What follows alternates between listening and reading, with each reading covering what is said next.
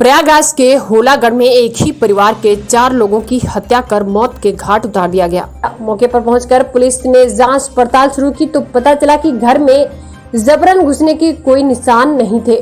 ऐसे में माना जा रहा है कि हत्यारे छत के रास्ते और सोते ही वक्त परिवार को निशाना बना लिए। सूत्रों के मुताबिक जाँच के दौरान पता चला कि सुबह जब पड़ोस गाँव में रहने वाला व्यक्ति वैद्य को बुलाने पहुंचा तो दरवाजा भीतर से बंद नहीं था। यही वजह थी कि धक्का देने पर दरवाजा खुल गया। दरवाजे पर किसी तरह के जबरदस्ती के निशान नहीं मिले। दरवाजे की कुंडियां भी पूरी तरह सुरक्षित थी। घर के भीतर से ही सीढ़ी बनी थी जिससे होकर छत पर जाया जा सकता है। छानबीन के दौरान घर के पीछे की ओर दीवार पर ईंट के बयाले भी बने मिले। माना जा रहा है कि इन्हीं बयालों से होकर हत्यारे छत पर पहुंचे और फिर दबे पांव सीढ़ी से होकर घर में दाखिल हो गए। हत्या के बाद वह मुख्य दरवाजे से होकर भागे और यही वजह थी कि सुबह दरवाजा भीतर से बंद नहीं मिला।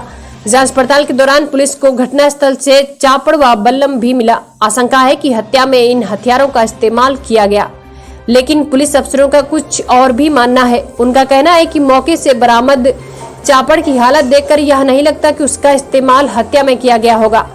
इसकी सबसे बड़ी वजह यह है कि यह काफी पुराना और जंग लगा हुआ है और इसमें धार भी नहीं है, जबकि मृतकों के शरीर पर मिले जख्मों के निशान से साफ है कि उन्हें जिस हथियार से मौत के घाट उतारा गया वह बेहद धारदार था।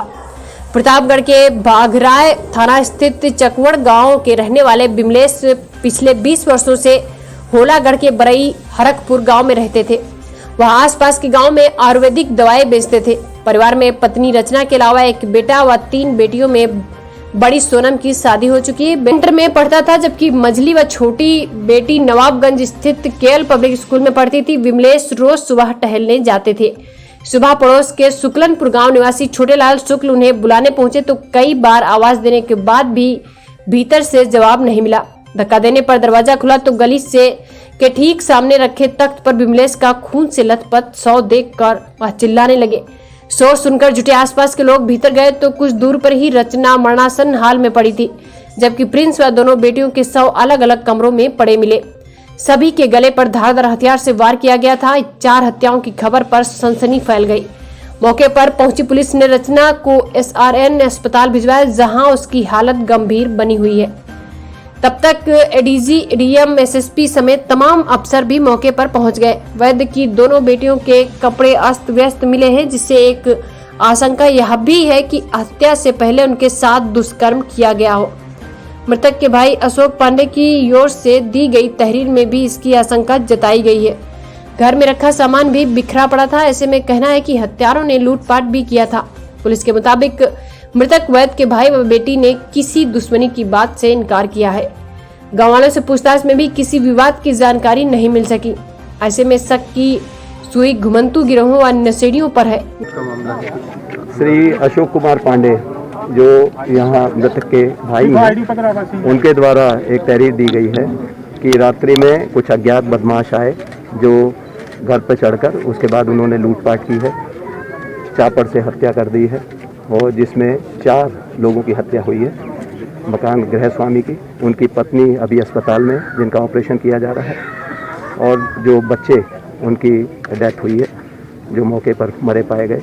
कुछ सामान लूटने की और दुष्कर्म के बारे में भी उन्होंने संदेह प्रकट किया है।